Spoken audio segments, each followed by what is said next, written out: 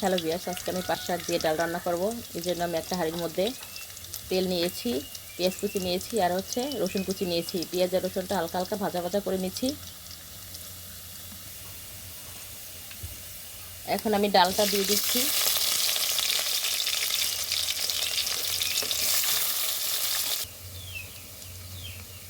এখন আমি ডালের মধ্যে সামান্য পরিমাণ হলুদের গুঁড়া দিয়ে দিচ্ছি, স্বাদ মতো লবণ দিয়ে দিচ্ছি। ডালটাকে একটু ভেজে নিচ্ছি। ডালটা সিদ্ধ হওয়ার জন্য পরিমাণ মতো পানি দিয়ে দিচ্ছি।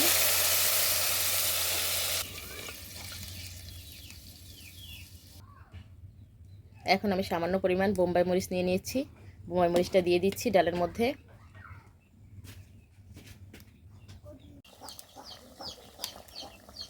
এই তো ডালটা সিদ্ধ হয়ে গিয়েছে। এখন আমি শাকটা দিয়ে দিচ্ছি।